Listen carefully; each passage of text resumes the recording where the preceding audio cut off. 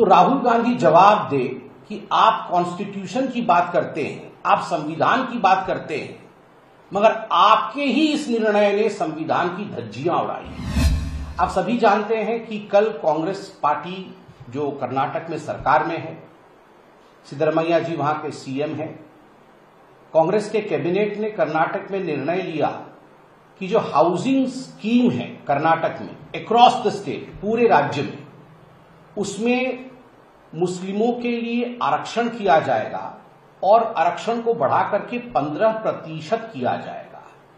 आप सोच के देखिए, वेलफेयर स्कीम, हाउसिंग स्कीम एक वेलफेयर स्कीम है।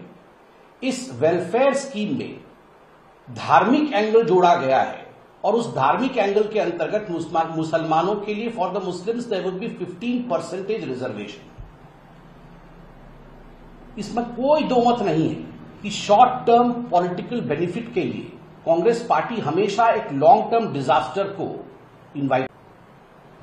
आपको जान के आश्चर्य होगा कि कल यह जो कैबिनेट का निर्णय हुआ है कर्नाटक में, उसमें कैबिनेट मिनिस्टर जमीर अहमद खान, उनकी यह प्रस्तावना थी कि मुसलमानों के लिए आरक्षण हाउसिंग स्कीम में, चाहे वो अर्बन हाउसिंग स्कीम हो चाहे वो रूरल हाउसिंग स्कीम हो, उसे बढ़ा करके 15% कर दिया जाए। और कैबिनेट ने उसे सिद्धरमैया जी के अगुवाई में उसमें हामी भरी है, उसे स्वीकार किया है। यह भी विदित है कि सुप्रीम कोर्ट ने स्पष्ट रूप से यह निर्णय दिया है कि there can be no reservation based on religion. धर्म के आधार पर, धार्मिक आधार पर किसी भी प्रकार का कोई रिजर्वेशन नहीं हो सकता है। दैट इज अनकॉन्स्टिट्यूशनल, यह गैर संवैधानिक है।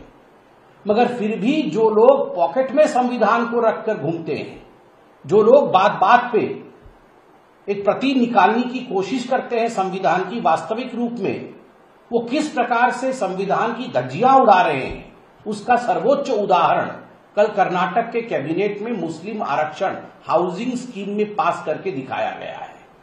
जब सुप्रीम कोर्ट और संविधान, बाबा साहेब अंबेडकर का संविधान स्पष्ट रूप से कहता है कि किसी भी कीमत पर धर्म के आधार पर रिजर्वेशन नहीं दिया जा सकता है, तो राहुल गांधी जवाब दे कि आप कॉन्स्टिट्यूशन की बात करते हैं, आप संविधान की बात करते हैं, मगर आपके ही इस निर्णय ने संविधान की धज्जियां उड़ाई।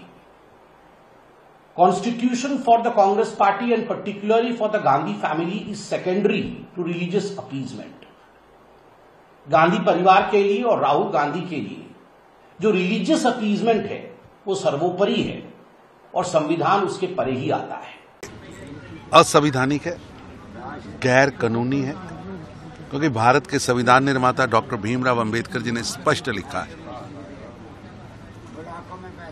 किसी भी व्यक्ति को धर्म के आधार पर आरक्षण नहीं दिया जा सकता। कर्नाटक सरकार का, कांग्रेस का फैसला एससी और एसटी, ओबीसी हिंदुओं के अधिकारों को छीनने का फैसला है।